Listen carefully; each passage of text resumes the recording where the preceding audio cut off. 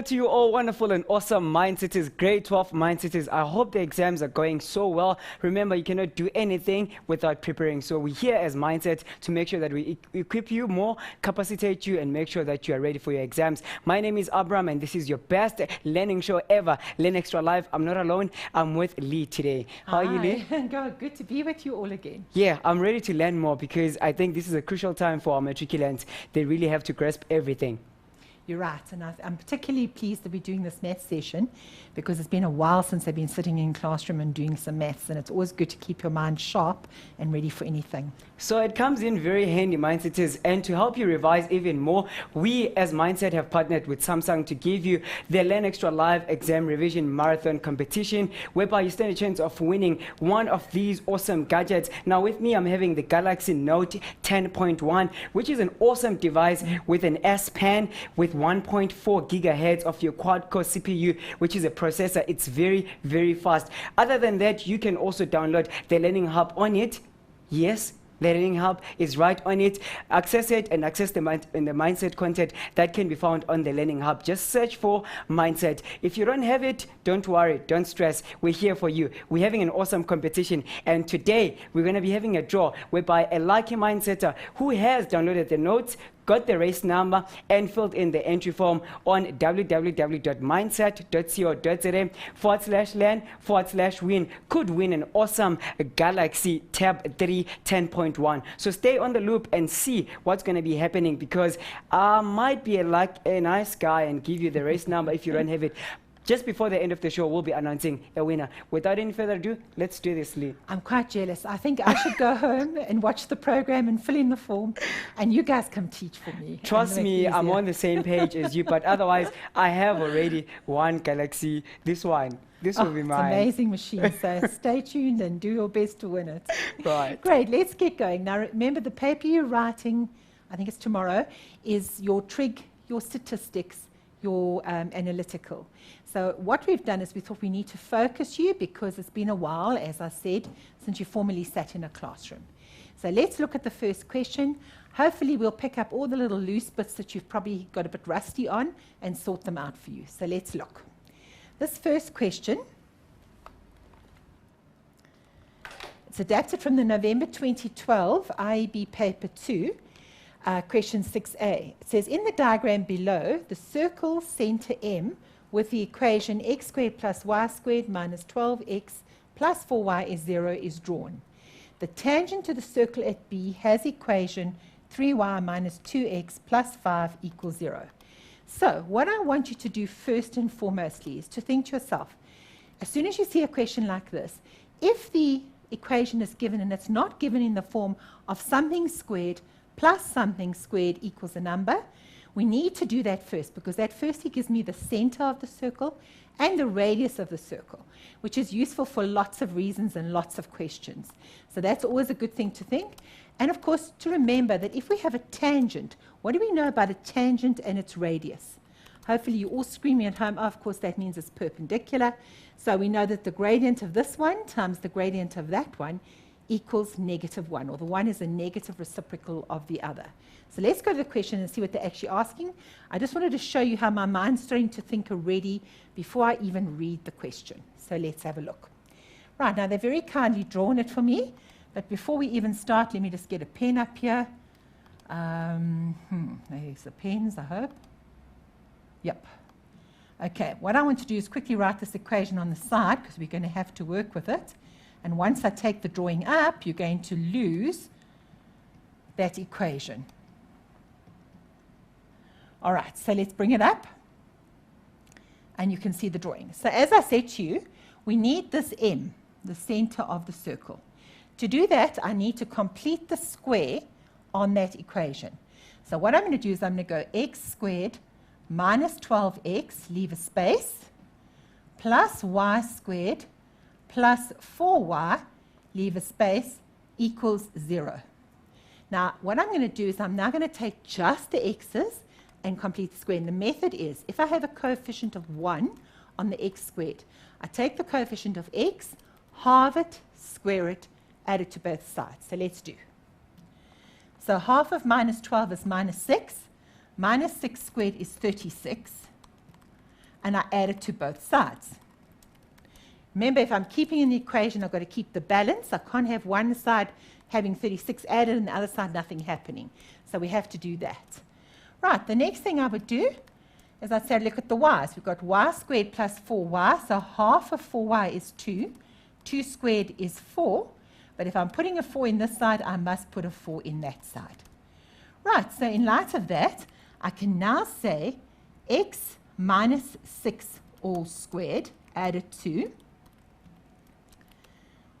y plus 2 all squared equals, and last but not least, I'm going to say 36 and 4 makes 40. Now, that is a much better form of this equation in the sense that I can now see what my center coordinate is, and I can see what my radius is.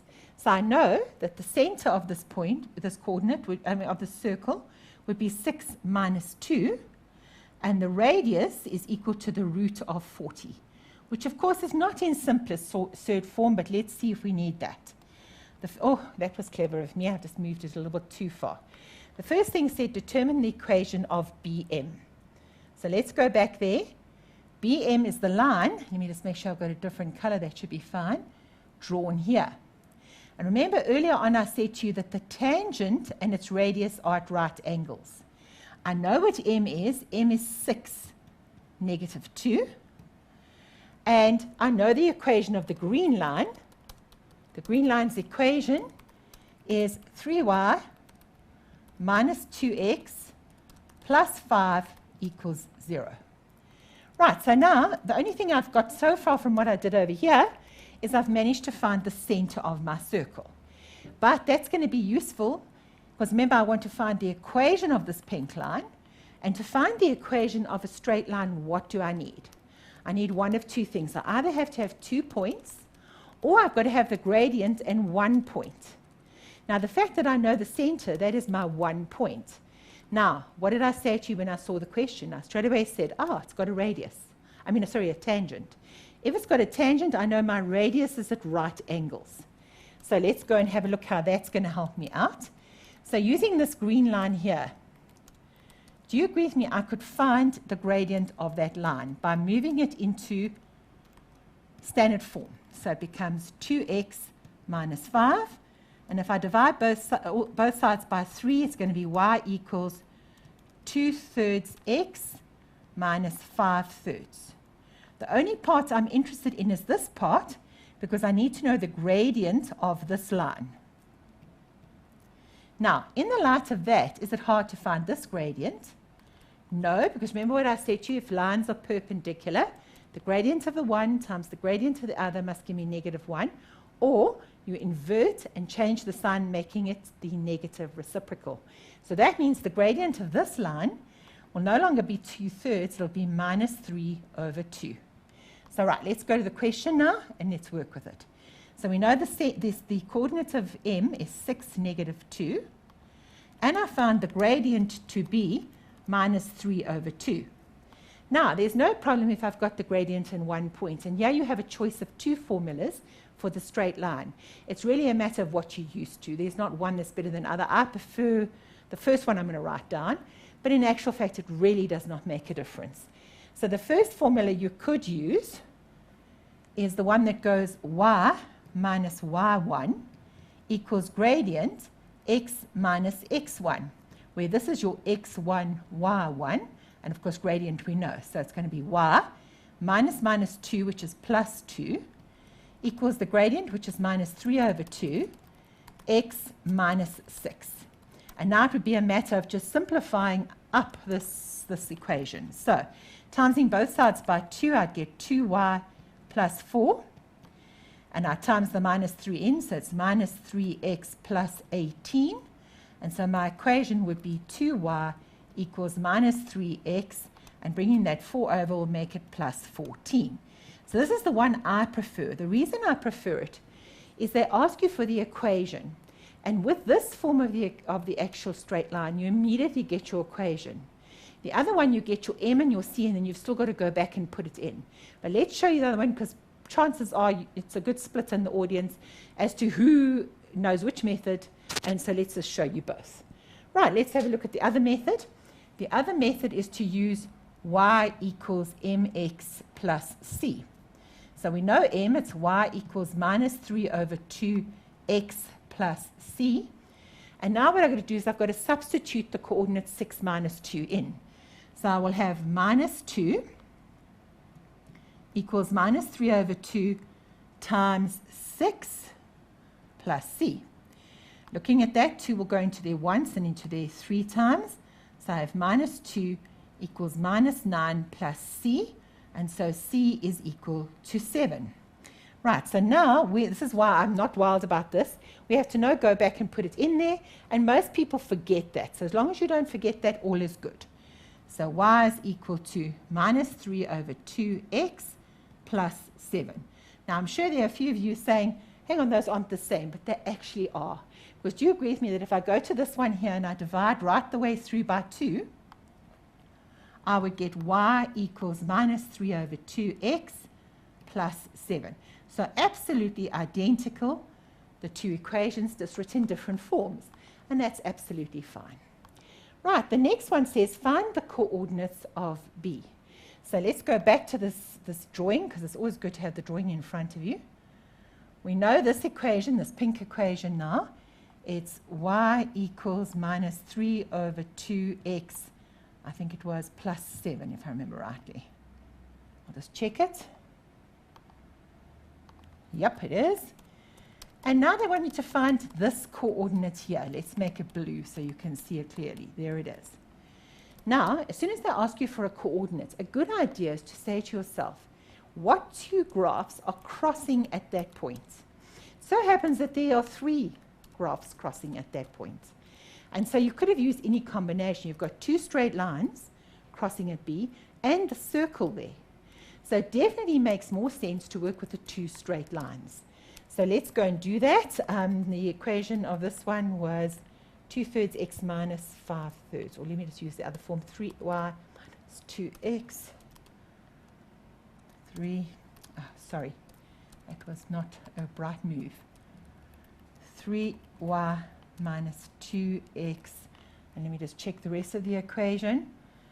Plus 5. That's the equation of the tangent.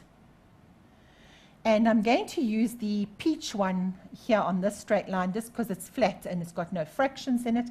Always easier to work with that. 2y plus 3x minus 14.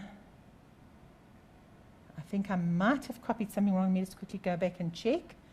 Yeah, no, that's right. Equals 0. So both of these are equal to 0. Okay, all I've done is change the format so they look the same. And now I've got y's under y's, x's under x's, and numbers under numbers. So now, if I'm going to solve for this, I've got to make either the x's or the y's the same, or I've got to make a subject of a formula.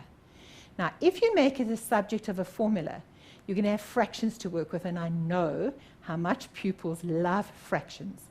So I think it's better not to work with them. So let's have a look what we can do instead. Now, if we look at this, we can see that this top one, if I times it through by 2, so I said equation 1 times 2, I would get 6y minus 4x plus 10 equals 0. Then I can take your second equation and I can times it by 3. Why is that a good move? Well, I'm sure you can all see that now, if I times this peach one by 3, I'm going to get 6y plus 9x, and 14 threes are 42, I hope. No, is it? Yes, I think so.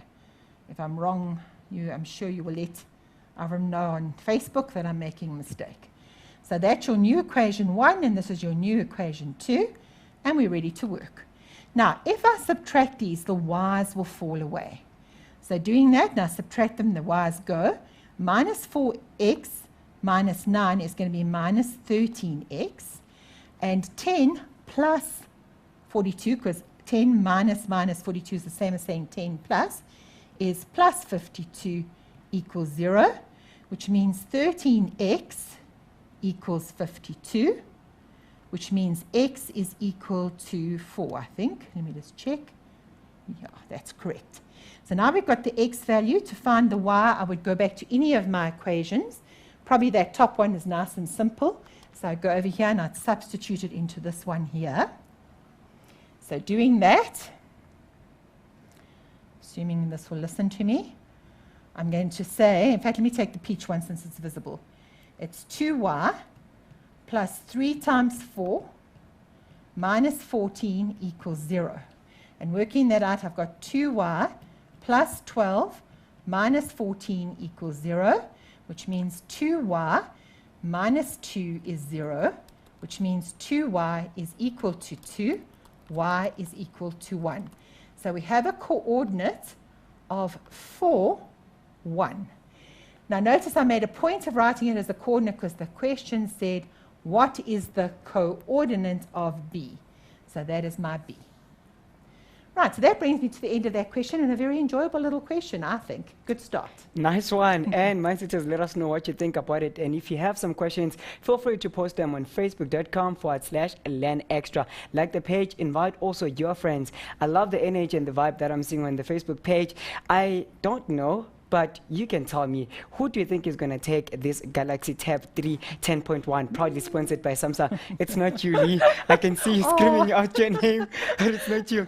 Otherwise, more learning is coming after the break.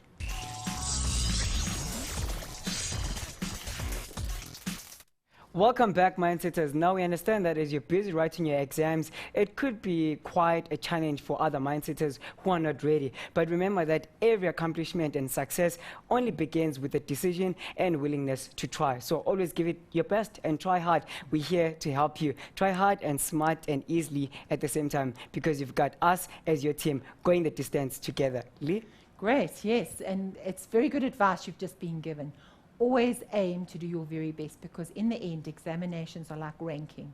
So if you write nothing down, we can't give you any marks. So just always try your best. So true. Good, let's get going at the next question.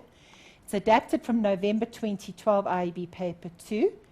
And we're given that sine theta equals 3/5 with theta between 0 and 360. So straight away, I want you to think to yourself, in which quadrants is sine positive?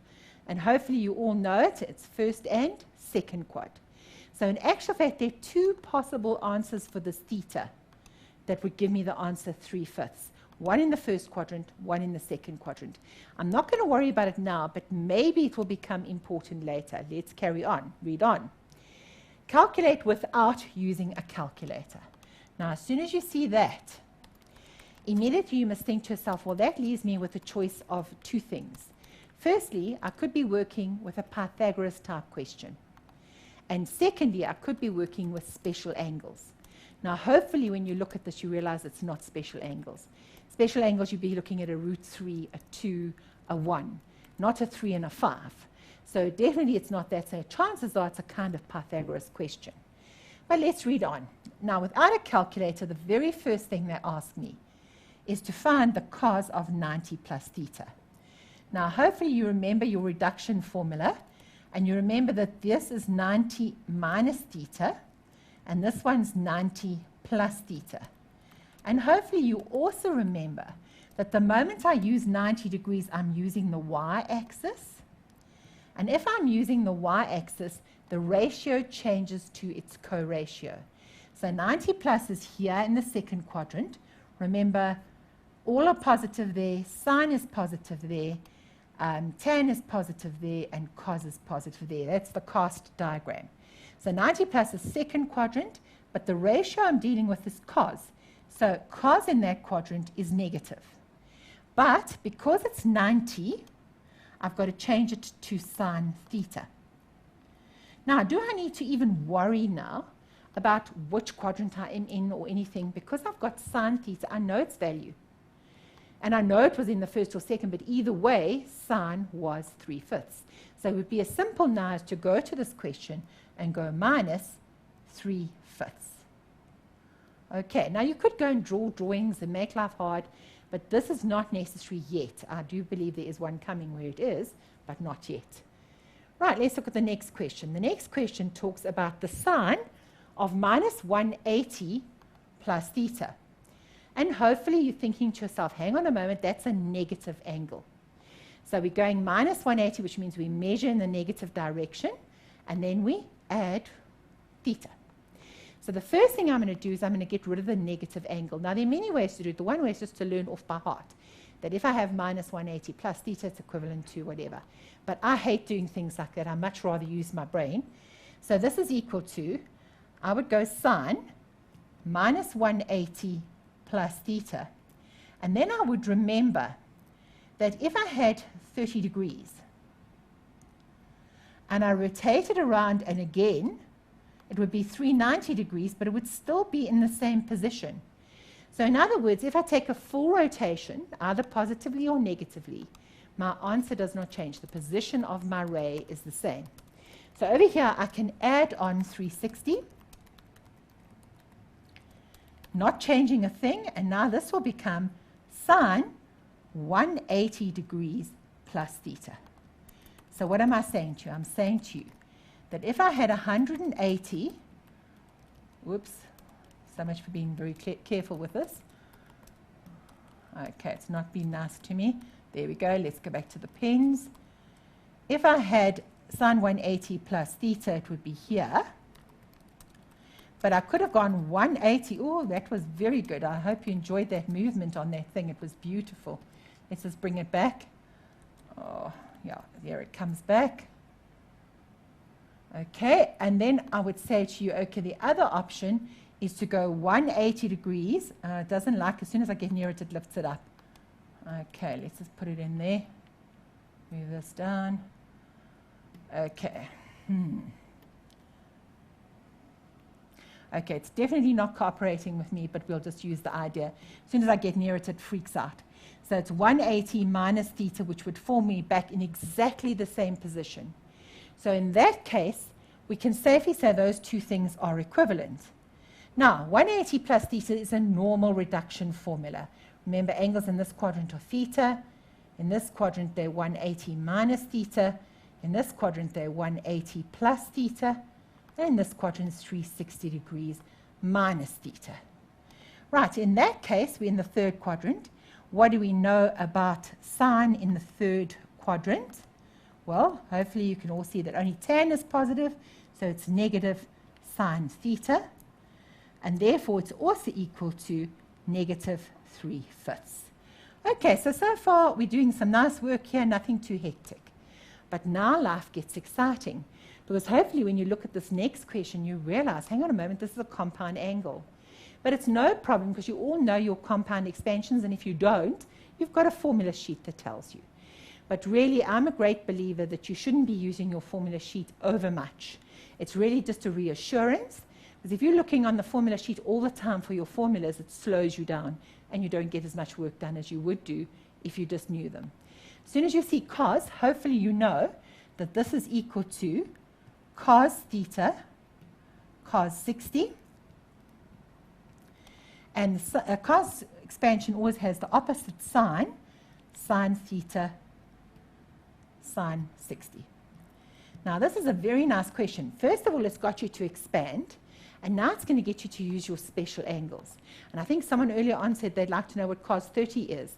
Well, cos 30 is actually root 3/2.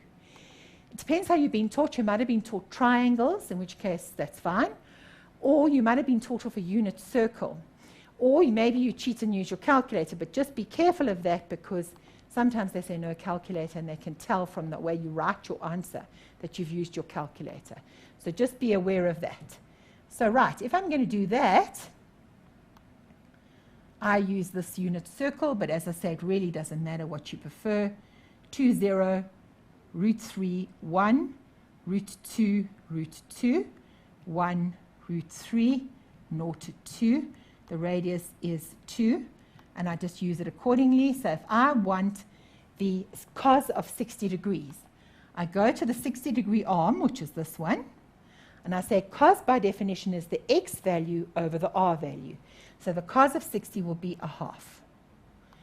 If I go to sine 60, still on the green arm, but this time it's the y value over the r, so it's root 3/2. Right, so now what else have I got? I've still got my sine theta and my cos theta. Right, so now I can tidy up a little bit because I also know the value of that. So let's put that in. So it becomes a half cos theta. This will come plus root 3 over 2. And the sine of theta was 3/5. So we can plug it in because we do know it. And we can take it a little further. So we can say that's equal to a half cos theta. And this is going to be 3 root 3 over 10. Now, why have I left this cos? Because this cos is a complication. It depends where my theta was initially, whether my cos will be positive or negative. So let's explain it this way. If I know that sine theta is 3/5, I could have had this drawing over here, which means it would have looked like that. Or I could have had my drawing like this, which is when I will have 3/5 and the angle theta would be here.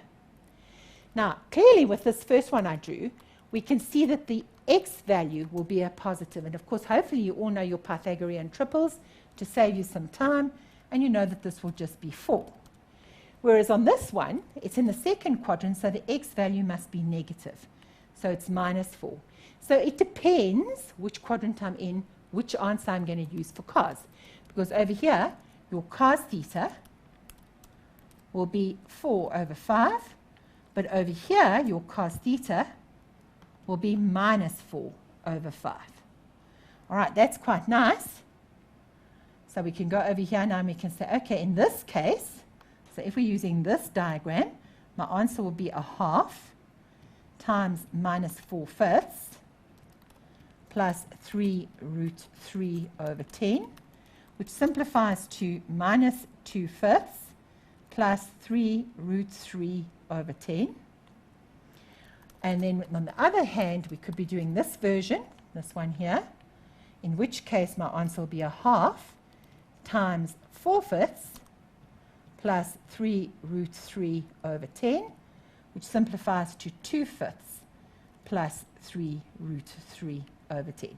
So a little bit sneaky, but really not beyond you guys. You just got to, as I say, when I focused immediately, I said, they're doing all 4 quadrants. That means there are 2 cases. But it's only on the third question that I had the problem. Okay, so hopefully you're feeling good. Now, I don't know at this stage whether it's a good idea for us to move on to the next one or perhaps to take another break at this stage. I think maybe another break and have a bit longer on the next session if that's possible. So I don't like to start a question and leave it halfway, if that's okay. But hopefully that's cleared up your reduction formula, your special angles, and your compound formulas.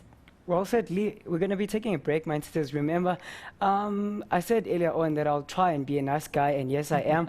I have the race number posted somewhere on the page, so you just need to look for it. Don't ask me, because it's on the page. So use that race number and enter on www.mindset.co.za/learn/win. Before you take that ad break, remember that Bill Cosby once said that your desire to succeed should be greater than your fear of failure. Never ever fear failure, but always desire to succeed. See you after the break.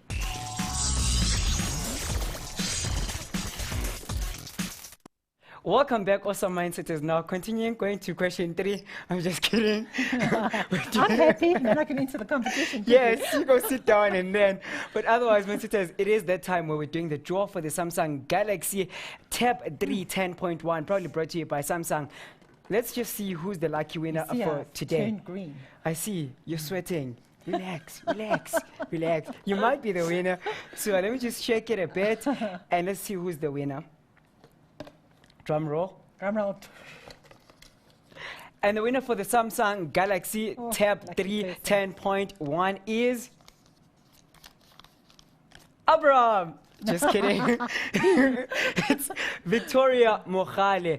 Victoria Mohale, congratulations. You've won yourself a Galaxy Tab 3 10.1, proudly brought to you by Samsung. Mindsetters, don't be in despair. Keep trying because you don't know. It might be you some other time. We've got 3 more prizes to give away, so good luck. Lucky Victoria. I'm thrilled for you. Lucky girl. Right, let's have a look at question 3. Now, we've got 2 questions left. We've decided we're going to keep this running. This question, I'm just going to start you off and give you a little bit of a thing and then stop, because I think pretty much it's easy towards the latter part of it. So let's have a look at it. It's again an IEB question from November 2012. And it says determine the complete general solution to the equation 4 cos squared minus sine theta cos theta equals 4. Now, hopefully you've remembered your teachers telling you that if you have a cos squared and a sine cos and a number, there is only one way to deal with this, and that's to use your identities. However, if you had just had the 4 cos squared minus sine theta cos theta and no number, it would have been easy. You would have just taken out a common factor. But because of that number, you know that cos squared theta plus sine squared theta is equal to 1. So effectively, you've written 4 times 1. And 4 times 1 is 4, so there's no problem. The reason I'm doing that is if I've got a trinomial to factorize, which hopefully this will be, but actually I don't think it is, but it could have been, in which case you would have needed an x squared, a y squared, and an xy. So let's have a look what happens here. So we now have 4 cos squared theta minus sine theta cos theta equals, and then the 4 would have times in here, 4 cos squared theta plus 4 sine squared theta, which is very good news because the 4 cos squared theta and the 4 cos squared theta on either side of my equation will fall away if I move one of them over, whichever one I want to move over. And then what I could do is get 0 on one side, so I'm going to put the 0 on the left side. And I'm going to get this. And of course, the moment you get this, this is the other case I was telling you about, where we now take out a common factor of sine theta, leaving myself with 4 sine theta minus cos theta. Now that's nice because on the one hand, I know that sine theta must equal 0. And on the other hand, I've got 4 sine theta equals cos theta. Now, hopefully, you're remembering something else that's quite important here, that if you didn't have the 4 in front, you just had sine theta cos theta, you could have just divided through both sides by cos theta. Or, plan B, you could have used your co-ratios. But the moment you have a number, you have to go with the dividing through. So you divide this side by cos theta, and this side by cos theta. Of course, the criteria is that cos theta cannot equal 0, but it will work out nicely in the restrictions. So we know that tan theta, 4 tan theta is equal to 1, and so tan theta is a quarter. And from there, I'm sure you can solve this question because it's just using your general solutions. So just remember the sine cos with a cos squared and a number, you have to introduce your identity sine squared plus cos squared equals 1. Right, now the reason I rushed that one is because we have the most beautiful question. And I know at this stage you're all thinking, really, these maths teachers need to get a laugh. And I do agree with you partly.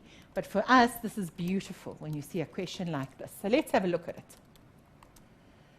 And I probably think it's not the pupil's favorite, but it certainly is the teacher's. It's adapted again from the IEB 2012, paper 2, question 8. In the diagram below, trapezium ABCD is in the horizontal plane, and the triangle BDE is in a vertical plane. So they are telling you we are working with 3 dimensions. You've got the floor with a trapezium, and you've got a triangle standing out the floor. Now, that is the hard part. If you can just separate the drawings in your mind into the different bits, it becomes really easy. So let's have a look what the first question asks me. There's the drawing. And it says, prove that the area of triangle BDE over the area of triangle ADB is equal to that. Now, just looking at it, it's a bit unusual looking. So straight away you panic, but you must never do that. Always say to yourself, well, they've only taught me 2 things about area. The one thing is to do with the area of a triangle where you go half base times height, perpendicular height. And that's easy enough to do, but you have to have a right angle for that. The other thing they've taught me is I can use the area rule, which says a half, the product of the 2 sides, the sine of the included angle. So those are my 2 facts. That is what I must be able to do this question with. So let's have a look. Let's start firstly with the one that's vertical. So what I'm going to do is I'm going to, and this is a technique I help people with a lot, if they find it hard to look at the drawing, because it's a 3-dimensional drawing drawn in 2 dimensions, so obviously it's distorted. I encourage my students to actually pull the drawing apart.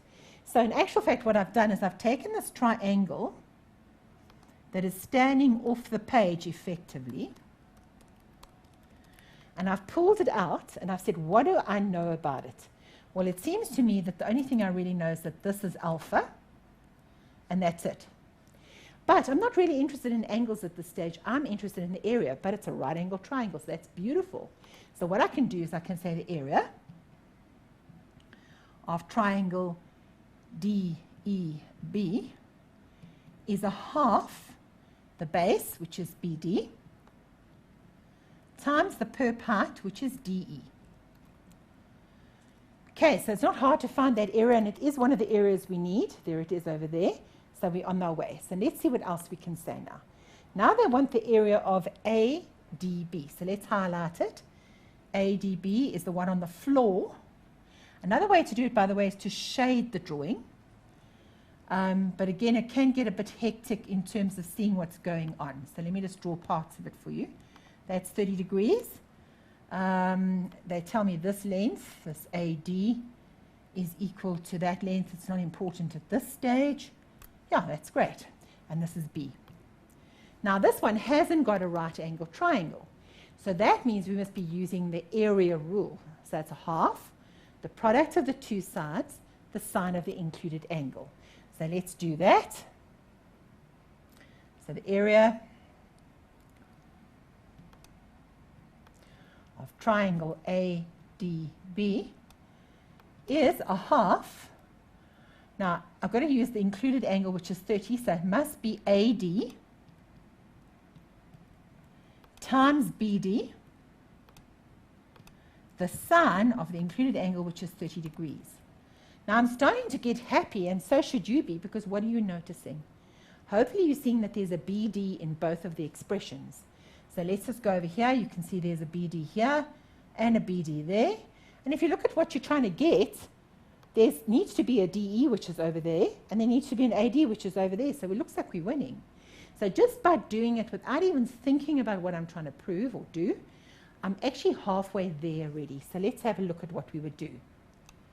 Well, what we would do now is we'd say, okay, fine. The area of triangle BDE over the area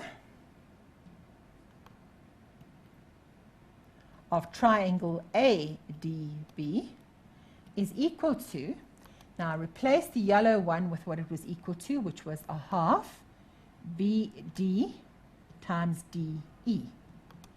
And likewise, I replace the pink one with what it was equal to, which was a half AD times BD, the sine of 30. As we've seen, we know that this is the same, so that's good news because we know where we're going to actually be able to divide them into each other. So doing that, oh, I went a little bit too far there, sorry guys, back we go. Doing that, I see the half divides into the half, the BD into the BD, and so I'm left with DE over AD, and of course I've got my special angles again, and the sine of 30 is a half. So now just doing our basic arithmetic, we can say that is the same as saying DE over AD over 2, which is equal to DE times 2 over AD, which is equal to twice DE over AD. And that is precisely what we had to prove. There it is, twice DE over AD. So really, if you think about it, this was not a difficult question. As long as you kept your wits about yourself, and you said, okay, for right angle triangles, this is what I do. For other triangles, this is what I do. And then I just do what they tell me to do, divide the one area by the other. And so it's very easy to get that first part. Of course, in the exam, if you can't get that first part, you write there, assuming this true, and you carry on going using what you've got. Okay, because that's a technique that's perfectly legal in any maths paper. If they say show something and you can't, you may use that fact to carry on working. So that's great. So let's have a look at the B part of the question. Now the B part says hence or otherwise. Hence or otherwise get it wrong. believe me, because they've made you do that to make your life a little bit easier. Prove that the area of this over the area of that is equal to that. All right, so let's see what we have proved. We've proved that that area was equal to 2DE over AD. Okay, so we've got to try and make this simpler. Now we go back to the drawing again. We need to get DE and AD involved. So let's just get a thing. So AD and DE involved, because that's what I have in this expression I have. Now, what I always believe is we look to see if there's a shared or common side between the two triangles. And hopefully you're all screaming, yes, there is. There is BD. So let's put it in another color. Do you agree with me that BD belongs to the yellow triangle and the pink one? But the fact that we've got a sine squared worries me, because the 30 wouldn't help me out, but that 2 alpha might. Okay, so let's see what we can do. Do you agree with me that there's no reason why I can't use this side or this side since they are equal? So I could work in this triangle instead of the top triangle. That's also all right. So let's see if it helps me, because in actual fact it makes no difference which one I do. Let's just quickly write it down, DCB. Just going to redraw the part I want. Uh-oh. That was not a good attempt at getting it in the right spot. I'm definitely a bit trigger happy here. I'm just going to draw the part we want, because we haven't got the whole drawing available. DCB. DCB. And that is 2 alpha. And we wouldn't mind that involved because we've got an expression in it. So do you agree with me? At this moment in time, I'm just thinking what the best approach will be. Maybe we'll start with a right angle triangle first. I think the right angle triangle might be easier to start with. Let me just draw it again as well. It looks like this. And if I remember rightly, EDB.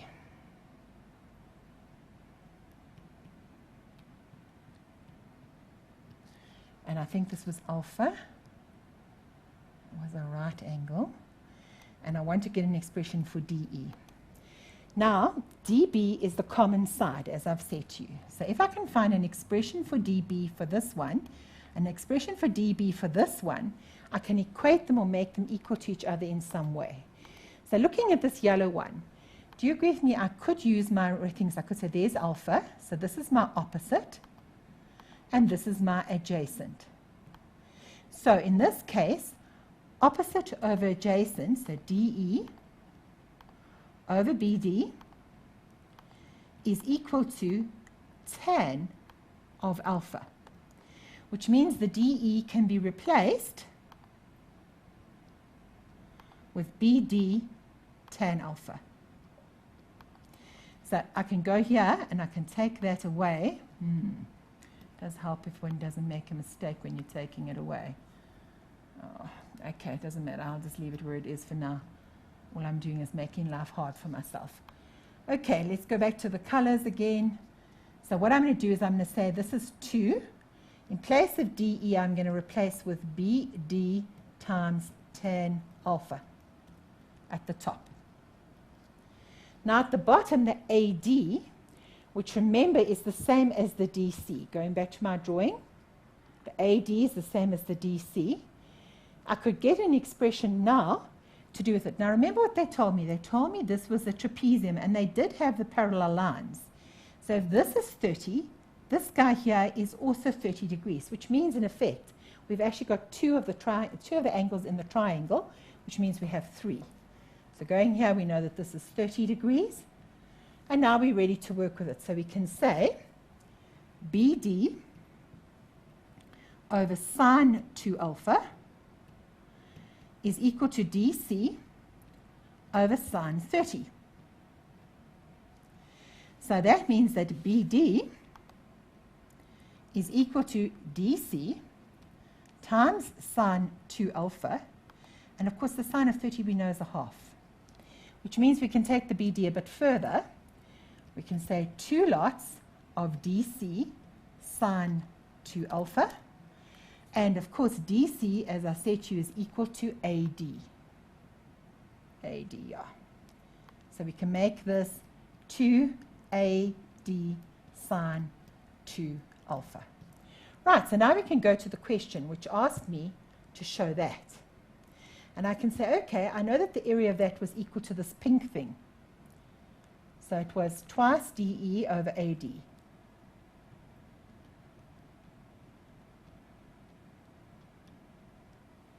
Which I then simplified, and I said that the DE can be replaced with 2 BD tan alpha over AD.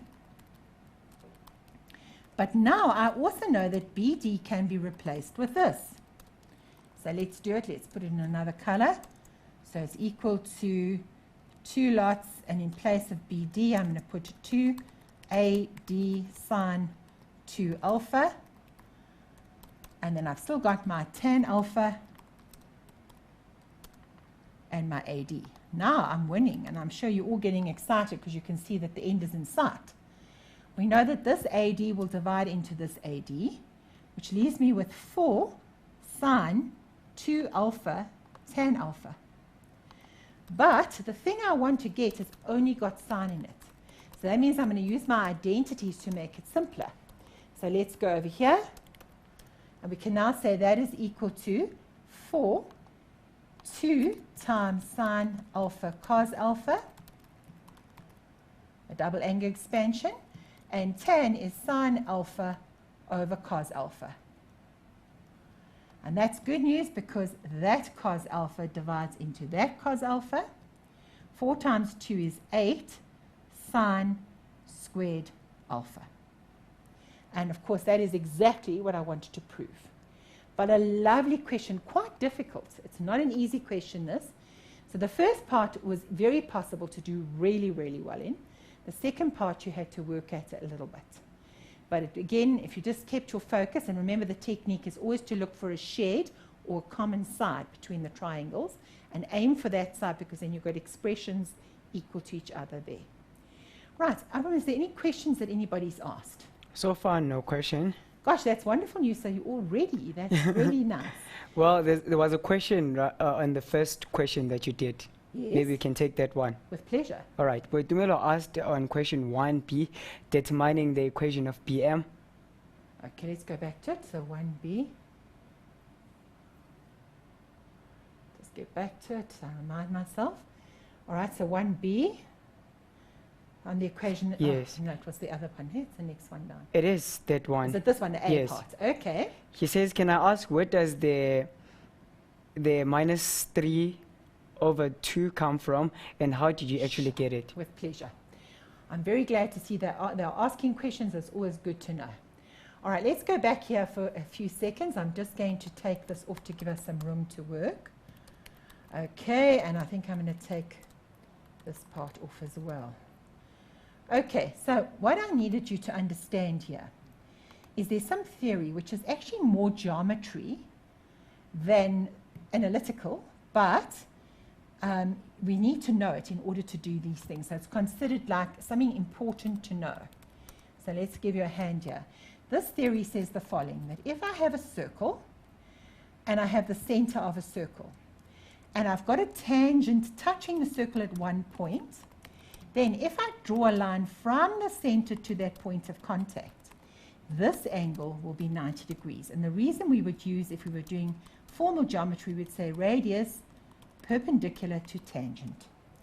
Now, from our straight line information, we know that if 2 lines are perpendicular, the gradient of the one times the gradient of the other gives me -1. So I know that this gradient over here times the gradient over here, so let's call that M1 and let's call the blue one M2. So I know from my algebra, graphs actually functions, that M1 times M2 is -1. And the shortcut of remembering it is to say that the one gradient is the negative reciprocal of the other. So if I know 2 lines are perpendicular and the one's gradient is 3/5, the other one must be -5/3. So we literally invert it and change the sign in front so that when we multiply them together, we are going to get negative 1. So what I did here is I said, all right, we know this equation. They told me that that is that. Now, if I know that equation, I actually know its gradient. All I've got to do is work it into y equals mx plus c form. So doing that, I would say 3y equals 2x minus 5. And it's still not in the right form, because remember, I must have y on its own. So I would divide by 3 all the way through, so y is equal to 2/3 x minus 5/3. So with the result, this green line has a gradient of 2/3. Now, to find the gradient of this one, I must find something that if I multiply by 2/3 gives me negative 1. So remember, I've said to you there's a trick. You literally tip it and change its sign. But let's be good and do it properly so that we can show you what it's doing. So we would say the pink gradient times the blue gradient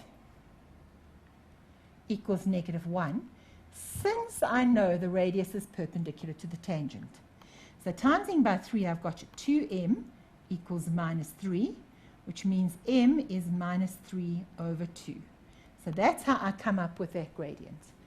So yes, I missed a few hundred steps. I do apologize. It's a very bad habit with teachers. We're inclined to think quicker than our pens can work. So we do apologize. I do apologize for that. So hopefully you got it. So just remember, it's two facts: radius perpendicular to tangent, and the second fact is that the two lines, when they are perpendicular, the one gradient times the other gradient is negative 1. Anyhow, I wish you all the best for tomorrow. I hope it is a great examination. Thank Thanks, you. Avram. Thank you so much. I believe there's a quote by Mr. John Canfield. He once said that instead of you worrying about your failures, rather try by all means to cover up on the chances that you miss trying. Because at times we focus more on the failures rather than trying to do something. So I think that should be an encouragement to all the mindsetters that I quite keep agree with trying. you.